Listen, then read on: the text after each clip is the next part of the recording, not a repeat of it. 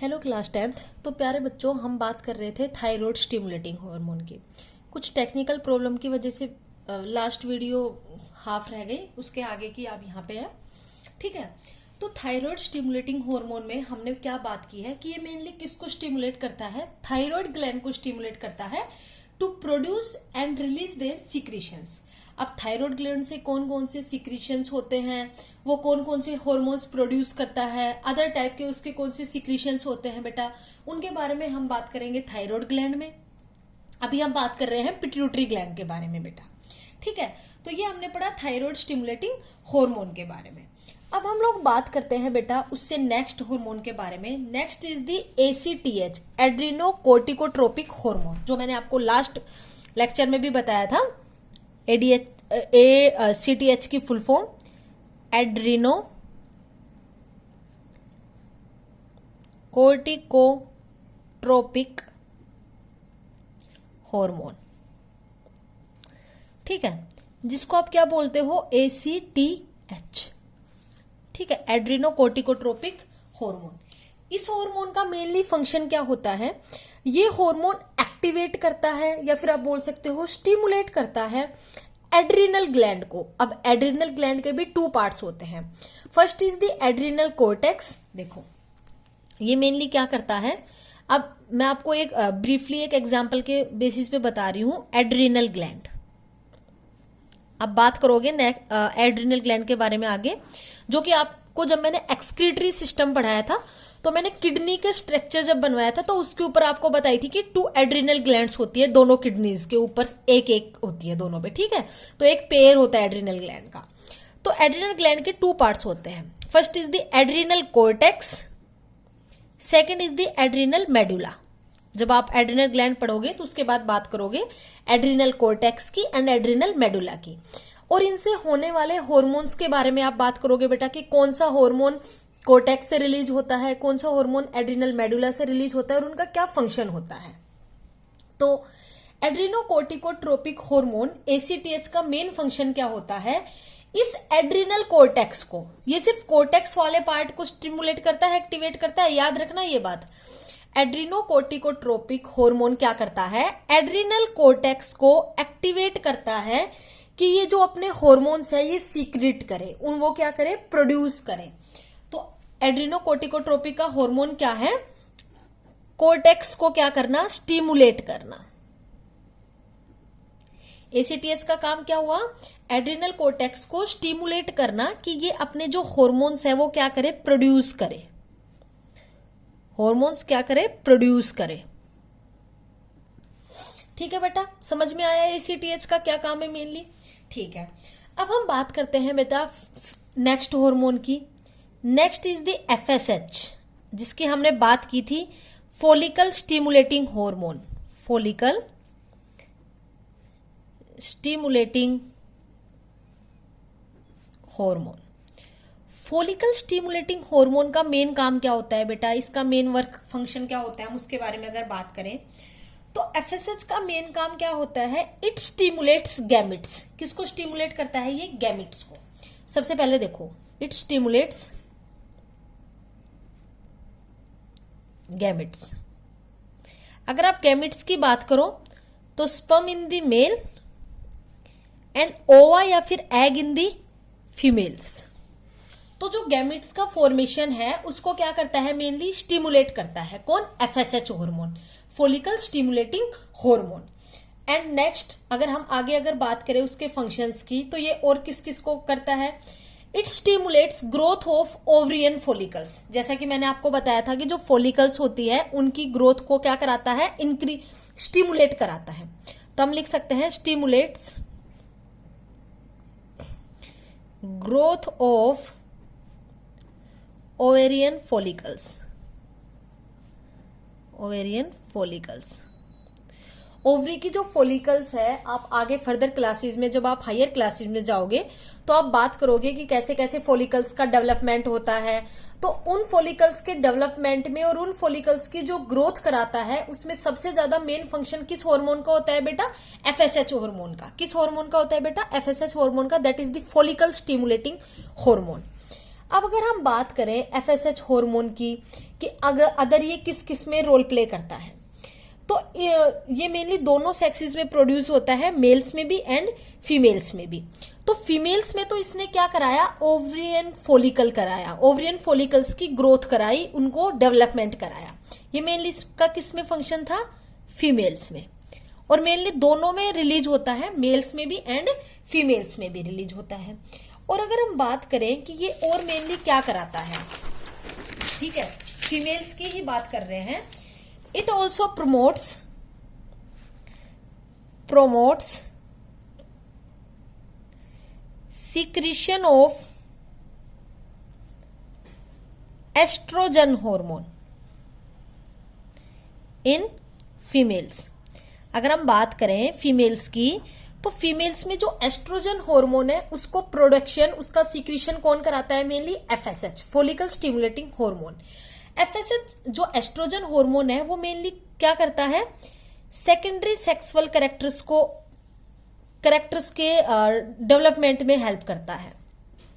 अब ये secondary sexual characters कौन से होते हैं, ड्यूरिंग द प्यूबर्टी जो चेंजेस आते हैं फीमेल्स में, जैसे हेयर्स का डेवलपमेंट होना, प्यूबिक हेयर्स में, अंडर आर्म्स में, वॉइस का जो है वो लाउड हो जाना, उसके अलावा जो अदर जो चेंजेस आते हैं, मेमोरी ग्लैंड्स का डेवलपमेंट होना, जो अदर जो फर्दर जो चेंजेस होते हैं ड्यूरिंग द प्यूबर्टी, वो सारे किसके अंडर आते हैं, सेकेंडरी सेक्सुअल कैरेक्टर्स के अंडर आते हैं। और उन सबको कौन प्रमोट कराता है, एस्ट्रोजन। और एस्ट्रोजन का सीक्रेशन कौन प्रमोट करा रहा है बेटा, एफएसएच, फॉलिकल स्टिमुलेटिंग हार्मोन। ये हमने बात की है बेटा फीमेल्स में। आप ये जो further secondary sexual characters, ovarian follicles, oestrogen, जो मेल और फीमेल में जो आप पढ़ रहे हो, ये सारा आप जब पढ़ोगे ह्यूमन रिप्रोडक्शन, वहां पे आप इन सब के बारे में बात करोगे बेटा, ठीक है। आपके चैप्टर है ह्यूमन रिप्रोडक्शन, आप उसमें इन सब के बारे में बात करोगे, ठीक है बेटा। इतना समझ में आया बेटा। ये हमने बात की है फीमेल्स में, कि फीमेल्स में फॉलिकल स्टिमुलेटिंग हार्मोन जो है, एफएसएच जो है, वो अपना कैसे कैसे रोल प्ले करता है। अब हम बात करते हैं मेल्स में। मेल्स में मेनली क्या करता है, जो एफएसएच है वो सेमिनिफेरस ट्यूब्यूल्स होती हैं जो टेस्टिस में, उनको क्या करता है, उनके को डेवलप कराता है, उनको इंक्रीज कराता है, उनका डेवलपमेंट कराता है।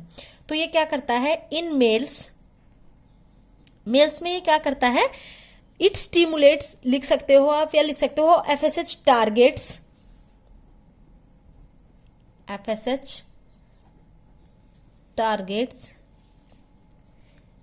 seminiferous tubules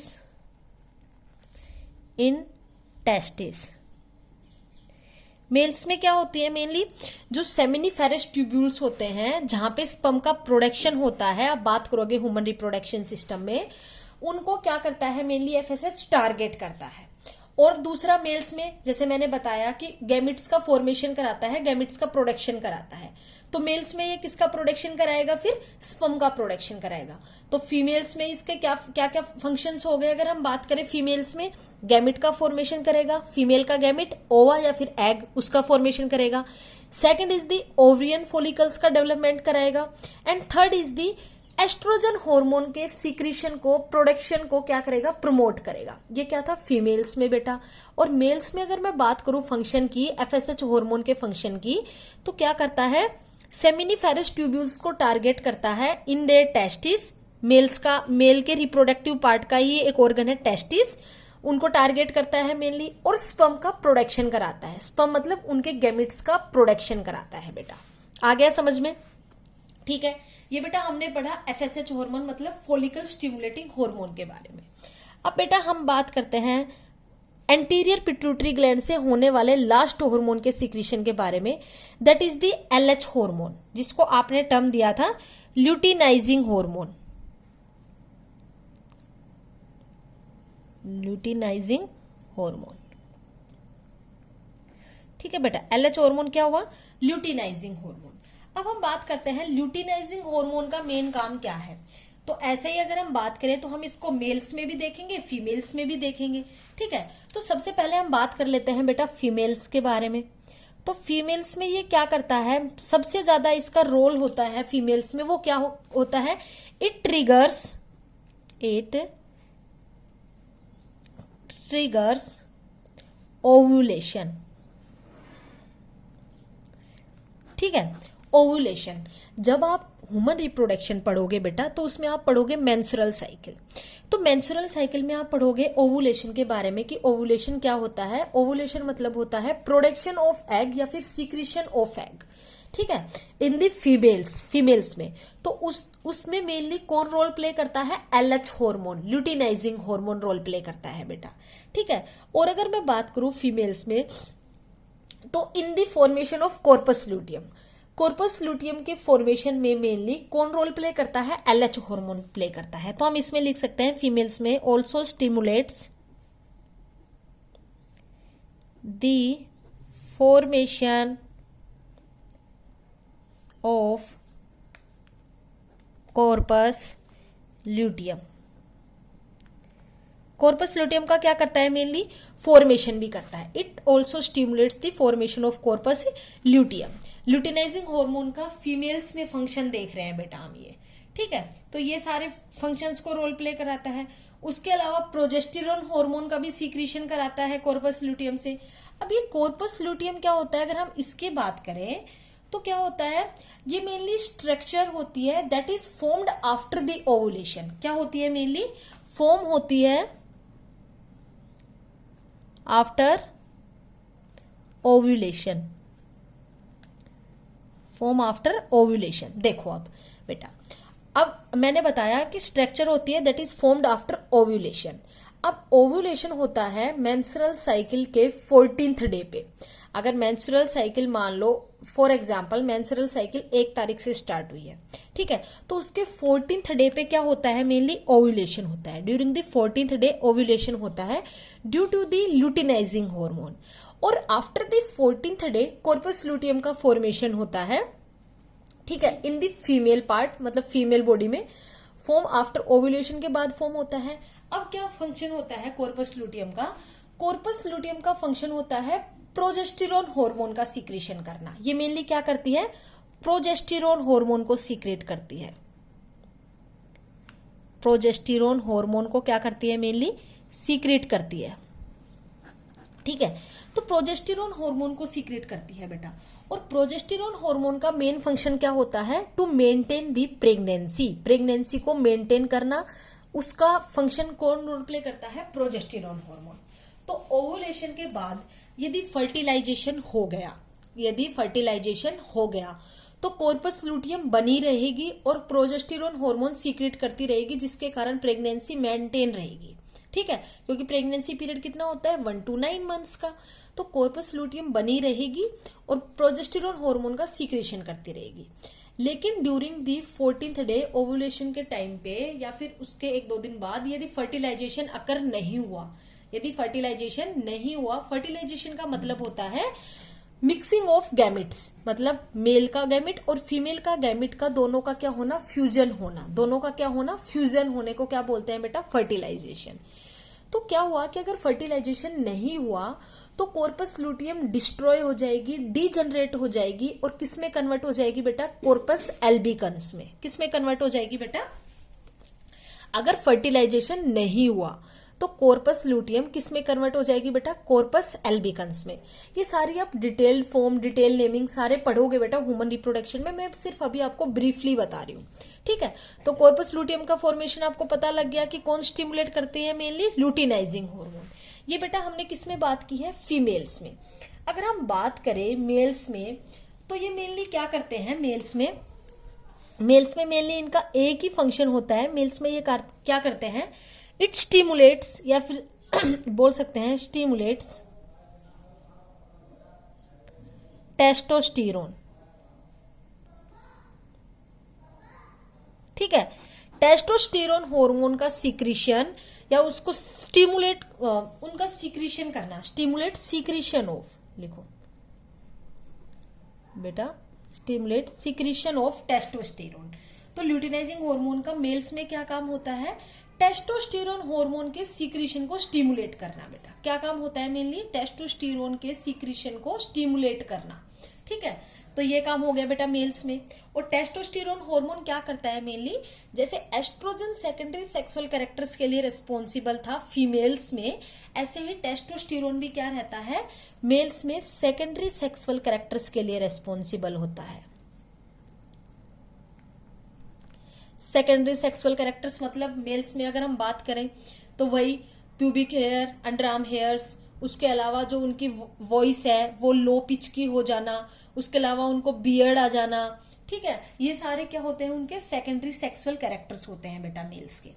तो ये बात हो गई ल्यूटिनाइजिंग हार्मोन की। तो बेटा यहाँ पे अपना खत्म होता है एंटीरियर पिट्यूटरी, ठीक है। तो अब हम बात करते हैं बेटा पोस्टीरियर पिट्यूटरी की बात करते हैं हम लोग कि पोस्टीरियर जो पिट्यूटरी है वो मेनली कौन सा हार्मोन सीक्रेट करती है, कौन कौन से हार्मोन से सीक्रेट करती है। तो बेटा second is the posterior pituitary gland, ठीक है। पोस्टीरियर पिट्यूटरी ग्लैंड के बारे में अगर हम बात करें तो posterior pituitary gland mainly 2 type के हॉर्मोन्स रिलीज करती है, 2 टाइप के हॉर्मोन्स को सीक्रेट करती है। फर्स्ट इज दी, अगर हम फर्स्ट की बात करें तो first is the oxytocin hormone. First क्या आएगा ऑक्सीटोसिन हार्मोन, जिसके हम पहले भी बात कर चुके हैं ऑक्सीटोसिन हार्मोन के बारे में। तो देखो बेटा ऑक्सीटोसिन हार्मोन का जो सबसे मेजर फंक्शन होता है, ऑक्सीटोसिन हार्मोन को आप पिटोसिन भी बोलते हो बेटा, पिटोसिन, ठीक है। तो जो ऑक्सीटोसिन हार्मोन का जो मेजर फंक्शन होता है बेटा वो क्या होता है, it stimulates uterine contraction during the child birth. जब चाइल्ड बर्थ होता है, जब पार्चुरेशन पीरियड चल रहा होता है, देखो चाइल्ड बर्थ का जो टाइम होता है, चाइल्ड बर्थ को ही हम बोलते हैं बेटा पार्चुरेशन पीरियड। देखो हम उसको क्या बोलते हैं बेटा, पार्चुरेशन पीरियड। किसको बोलते हैं बेटा, ये चाइल्ड बर्थ को, चाइल्ड बर्थ को ही हम एक और टर्म देते हैं दैट इज द पार्चुरेशन या फिर पार्चुरेशन पीरियड। तो अगर कहीं पे पार्चुरेशन लिखा जाए तो आप कंफ्यूज्ड मत होना, बिकॉज उसका क्या मतलब है, चाइल्ड बर्थ ही मतलब है उसका मीनिंग क्या है, चाइल्ड बर्थ है, ठीक है बेटा। तो पार्चुरेशन पीरियड को ही हम क्या बोलते हैं, चाइल्ड बर्थ बोलते हैं बेटा। तो ऑक्सीटोसिन का जो मेन फंक्शन होता है वो क्या होता है, यूट्रिन मसल्स में कॉन्ट्रैक्शन करना, ताकि जो बेबी है वो इजीली बाहर की साइड क्या हो सके, पुश हो सके ड्यूरिंग दी चाइल्ड बर्थ, ठीक है। तो ये मेनली क्या करता है, इट स्टिमुलेट्स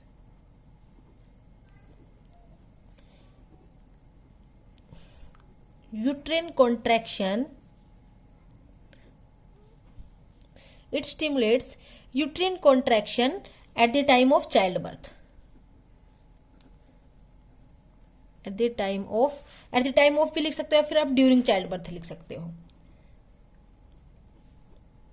ठीक है। तो इसका जो सबसे मेन फंक्शन होता है वो कब होता है, during the child birth. Child birth के टाइम पे जब चाइल्ड बर्थ हो रहा होता है, जब पार्चुरेशन पीरियड चल रहा होता है, तो यूट्रिन मसल्स है, जो यूट्राइन की जो मसल्स है, यूट्रस की जो मसल्स है, उनमें कॉन्ट्रैक्शन करना। देखो कॉन्ट्रैक्शन रिलैक्सेशन, कॉन्ट्रैक्शन रिलैक्सेशन।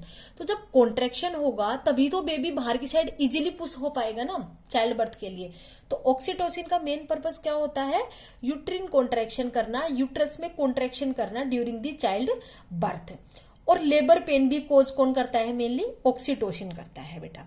उसके अलावा अगर हम बात करें कि इसलिए देखो ये चाइल्ड बर्थ में मेनली सबसे ज्यादा रोल प्ले कर रहा है बेटा, इसलिए हम ऑक्सीटोसिन को बर्थ हार्मोन भी टर्म करते हैं, इसलिए हम इसको क्या बोलते हैं बेटा, बर्थ हार्मोन। ऑक्सीटोसिन को हम क्या टर्म करते हैं बेटा, बर्थ हार्मोन भी बोलते हैं, ठीक है बेटा, ऑक्सीटोसिन को। और उसके अलावा ये क्या करता है मेनली, देखो मैंने बताया था ऑक्सीटोसिन का एक और फंक्शन होता है that is the in the ejection of milk from the mammary glands. तो ये मेनली क्या करता है, it stimulates the release of milk या फिर इजेक्शन ऑफ मिल्क, आप लिख सकते हो stimulates the release of milk लिख दो, या फिर इजेक्शन ऑफ मिल्क लिख दो, ejection of milk from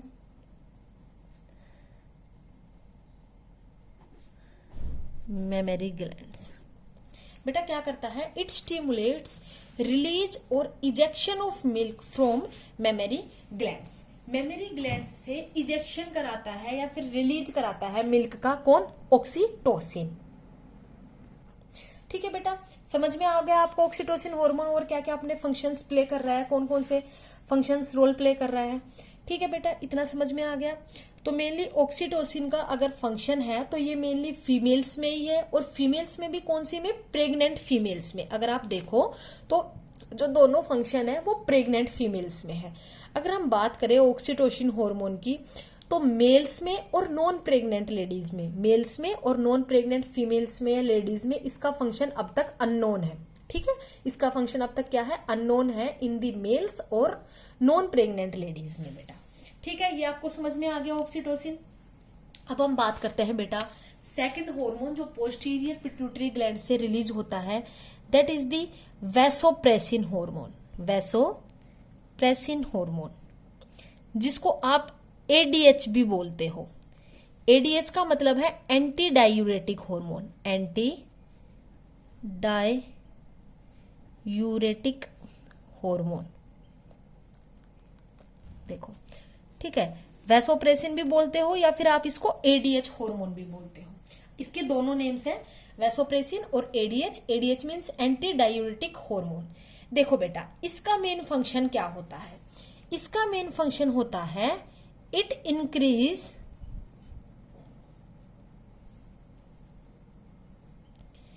increases the reabsorption of water by distal convoluted tubule, जो आपने एक्सक्रीटरी सिस्टम में पढ़ा था, convoluted tubule and collecting duct of nephron. देखो बेटा, वैसोप्रेसिन हार्मोन या फिर आप जिसको एडीएच हार्मोन बोलते हो, एंटी डायूरेटिक हार्मोन, इसका मेन फंक्शन क्या होता है, it increases reabsorption of water bye distal convoluted tubule, DCT,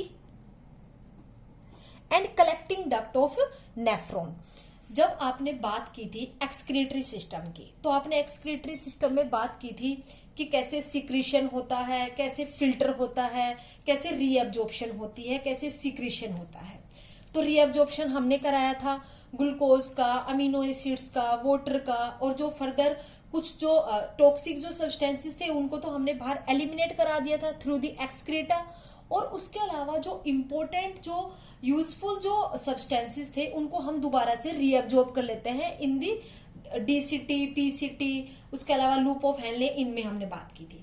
ठीक है बेटा, तो हम लोग बात कर रहे हैं कि हम वैसोप्रेसिन में क्या, और सबसे ज्यादा वाटर का जो रीअब्जॉर्प्शन होता है वो कहाँ होता है, डीसीटी में। कहाँ होता है, मेनली डीसीटी में, डिस्टल कन्वोल्यूटेड ट्यूब्यूल में। ठीक है बेटा, तो वैसोप्रेसिन हार्मोन के द्वारा क्या होता है, रीअब्जॉर्प्शन हो जाता है वाटर का बाय डिस्टल कन्वोल्यूटेड ट्यूब्यूल में और कलेक्टिंग डक्ट में, जिसके कारण हम लोग बार बार यूरिन नहीं जा पाते। ऐसा नहीं कि जैसे हमने पानी पिया और हम तुरंत यूरिन चले गए, नो, ऐसा नहीं होता। क्यों, because of this hormone, anti diuretic hormone, क्योंकि ये उस वाटर को क्या कर लेता है, रीअब्जॉर्ब कर लेता है डिस्टल कन्वोल्यूटेड ट्यूब्यूल में, पूरे वाटर को बाहर इन दी यूरिन पास आउट नहीं होने देता। ठीक है बेटा, अब अगर हम बात करें कि इसके वजह से क्या होगा, जो वाटर की जो क्वांटिटी है, जो वाटर की जो अमाउंट है वो क्या हो जाएगी, रिड्यूस हो जाएगी इन दी यूरिन। यूरिन में क्या हो जाएगी, रिड्यूस हो जाएगी। तो आपने दो टर्म्स पढ़ी होगी, first is the dilute and second is the concentrated. Dilute means में वाटर की कंसंट्रेशन क्या हो, ज्यादा हो, और कंसंट्रेटेड में क्या हो, वाटर की जो कंसंट्रेशन है या फिर वाटर की जो अमाउंट है वो क्या हो, कम हो, मोर और लेस। तो टू टर्म्स होती है, first is the dilute, second is the concentrated. जब वाटर है वो रीअब्जॉर्ब हो गया डीसीटी में या फिर कलेक्टिंग ट्यूब्यूल्स में, तो क्या होगा, कलेक्टिंग डक्ट में या फिर कलेक्टिंग ट्यूब्यूल्स में, तो फिर क्या होगा, उसके कारण जो वाटर की जो अमाउंट है वो ज्यादा नहीं जा पाई, ठीक है, यूरिन में। तो यूरिन है वो किस फॉर्म में रिलीज होगा? कंसंट्रेटेड फॉर्म में। किस फॉर्म में रिलीज होगा बेटा? कंसंट्रेटेड फॉर्म में, क्योंकि वाटर की जो अमाउंट है वो क्या रहेगी? लेस रहेगी।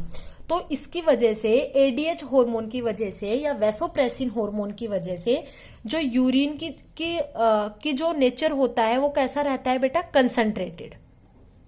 यूरिन जो रिलीज होता है, जो सीक्रेट होता है, वो किस नेचर में या फिर किस नेचर का सीक्रेट होता है बेटा? कंसंट्रेटेड यूरिन सीक्रेट होता है बेटा। किस कंसंट्रेशन, किसका कैसा सीक्रेट होता है बेटा? कंसंट्रेटेड यूरिन सीक्रेट होता है। देखो, अगर मैं आपको इसीलिए हमने इसको बोला एंटी डायूरेटिक हार्मोन। डायूरेसिस का मतलब होता है अमाउंट ज्यादा होना वाटर की अमाउंट ज्यादा होना यूरिन में, ठीक है बेटा। लेकिन एंटी डायूरेटिक मतलब डायूरेटिक के आगे क्या लग गया? एंटी, मतलब वाटर की अमाउंट है वो क्या हो गई बेटा? कम हो गई। इसलिए हमने इसको टर्म किया एंटी डायूरेटिक हार्मोन, क्योंकि डायूरेसिस का मतलब क्या होता है बेटा? वाटर की अमाउंट ज्यादा होना। और ऐसे ही हमने बात कर दी एंटी डायूरेटिक की, तो इसलिए क्या हो गया? मतलब वाटर जो है वो क्या होगा? लेस क्वांटिटी में रिलीज होगा थ्रू द यूरिन। तो यूरिन की जो नेचर होगा वो कैसा रहेगा बेटा? कंसंट्रेटेड रहेगा। इसीलिए बोला जाता है जो अल्कोहल वगैरह कंज्यूम करते हैं, ठीक है, जो मतलब शराब पीते हैं जो लोग, वो बार बार यूरिनेशन करते हैं, वो बार बार यूरिन जाते हैं। ऐसा क्यों होता है? बिकॉज जो अल्कोहल होती है, ठीक है, देखो जो अल्कोहल होती है वो क्या करती है? जो ये एडीएच हार्मोन है, एंटी डायूरेटिक हार्मोन है या फिर वैसोप्रेसिन हार्मोन है,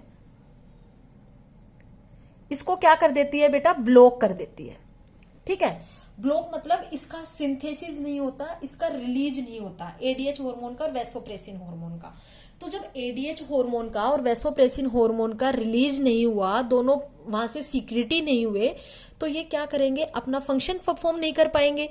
तो ना ही जो वाटर है वो कंसंट्रेटेड होगा, मतलब यूरिन जो है वो कंसंट्रेटेड होगा, ना वाटर का रीएब्जॉर्प्शन होगा, ना ही तो डीसीटी में होगा, ना ही कलेक्टिंग डक्ट में होगा। तो जो वाटर है वो पूरा बाहर की साइड क्या हो जाएगा? पास आउट हो जाएगा through the urethra in the form of urine. Urine की फॉर्म में क्या हो जाएगा? पास आउट हो जाएगा थ्रू द यूरेथ्रा।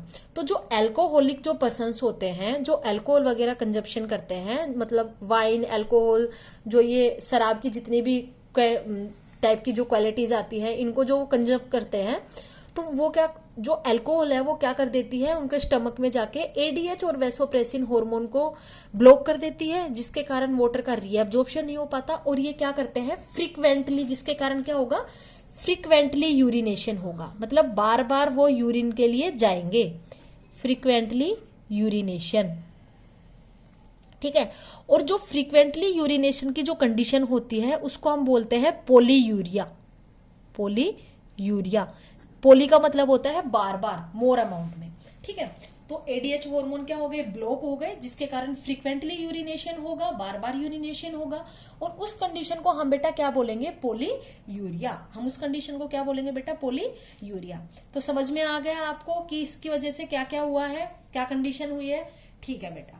तो ये आपने पढ़ा एडीएच के बारे में या फिर वैसोप्रेसिन हार्मोन के बारे में, जिसमें आपने देखा कि यूरिन कंसंट्रेटेड हो गया, और जो डायूरेटिक का मतलब क्या था? यूरिन का आउटपुट ज्यादा होना, ठीक है।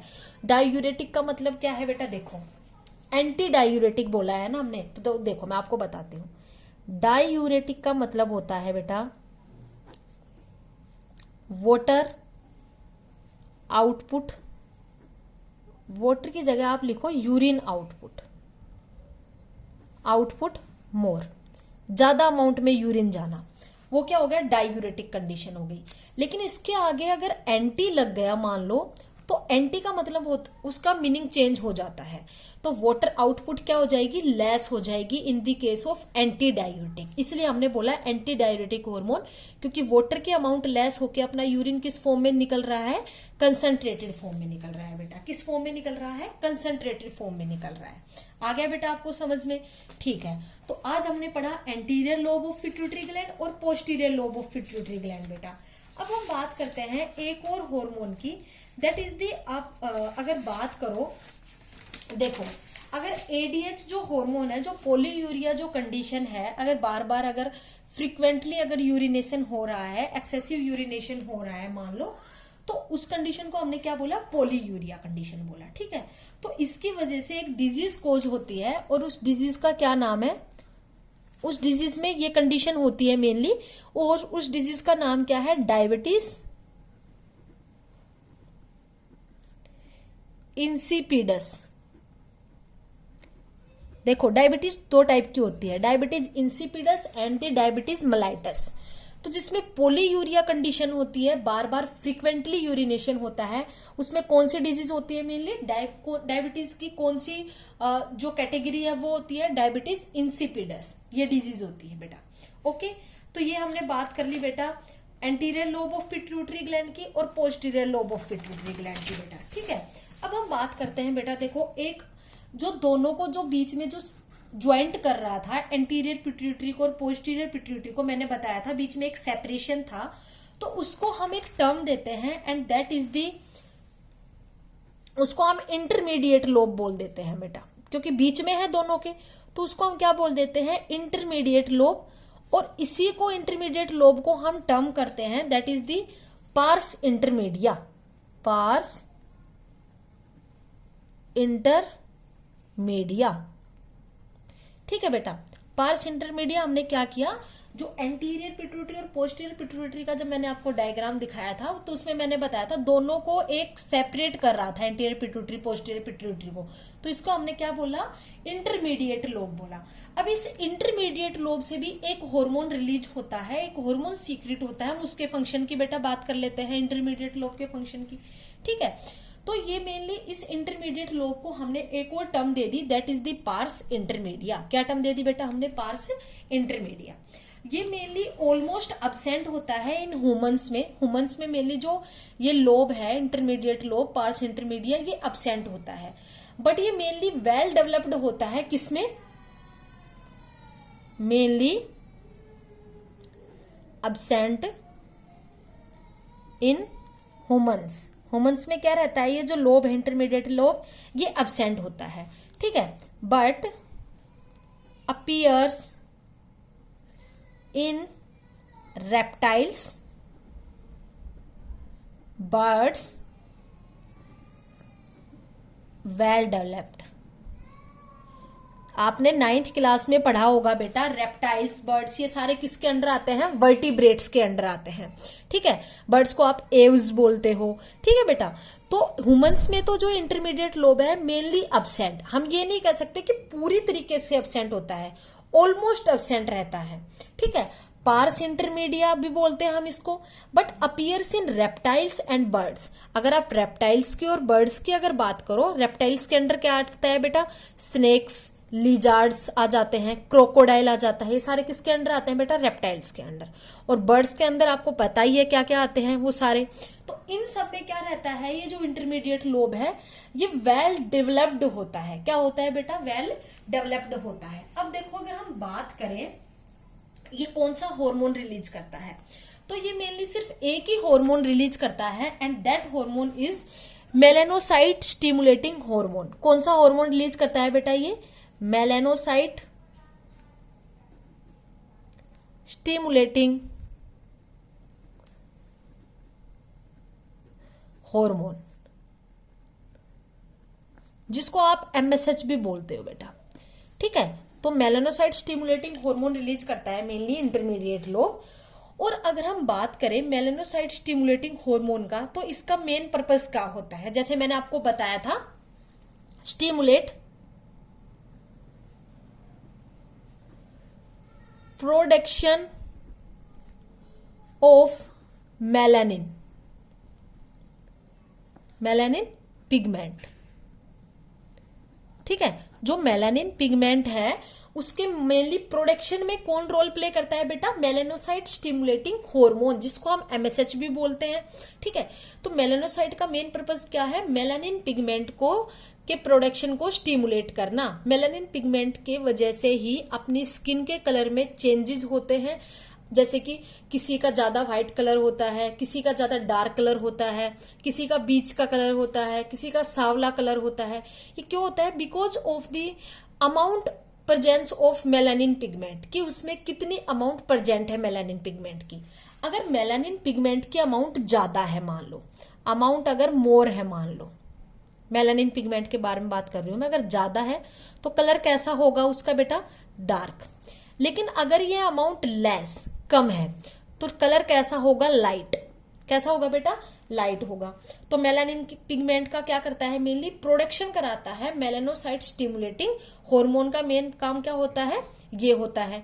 तो अगर ज्यादा मेलानिन की पिगमेंट की अगर कंसंट्रेशन है, अमाउंट है, तो कलर कैसा होगा बेटा, डार्क। अगर लेस मेलानिन की कंसंट्रेशन है या अमाउंट है तो कलर कैसा होगा बेटा, फेयर कलर बोल सकते हो, या फिर आप बोल सकते हो लाइट कलर, आप फेयर भी बोल सकते हो बेटा। ठीक है, तो जो सनलाइट की इंटेंसिटी है, जो सनलाइट जो आप तक पहुंचती है, वो डिसाइड करती है कि मेलानिन का पिगमेंट का जो प्रोडक्शन है वो कितना होना चाहिए। तो जो मेलानिन पिगमेंट है उसका जो प्रोडक्शन है वो मेनली कौन डिसाइड करता है, intensity of sunlight. Intensity of sunlight, आप जितना सनलाइट में रहोगे उतना ही आप में मेलानिन का पिगमेंट क्या होगा, ज्यादा होगा। ठीक है, कलर क्या होगा, डार्क होगा। जैसे बोलते हैं ना, डार्क कलर हो गया ज्यादा सनलाइट में बैठने के। क्यों, because of the production of melanin pigment in the more amount.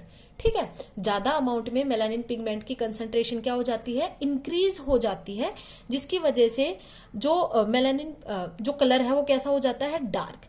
ऐसे अगर आप एग्जाम्पल लो, शिमला का अगर आप एग्जाम्पल लो, अदर जो कंट्रीज है जहां पे कोल्ड एरिया है, जहां पे सनलाइट इतनी नहीं होती, तो उनका कलर आप देखोगे एकदम व्हाइट होता है, एकदम फेयर होता है।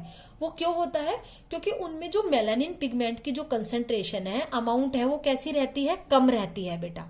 इसलिए वो कलर कैसा रहता है, उनकी स्किन का लाइट या फिर फेयर कलर रहता है। तो बच्चों आज आपको समझ में आ गया।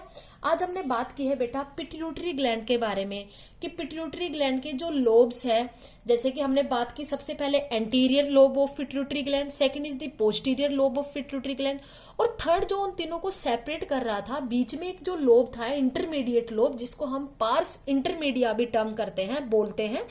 तो ये मेनली ह्यूमंस में एब्सेंट होता है और किसमें मेनली वेल डेवलप्ड होता है, रेप्टाइल्स में और बर्ड्स में।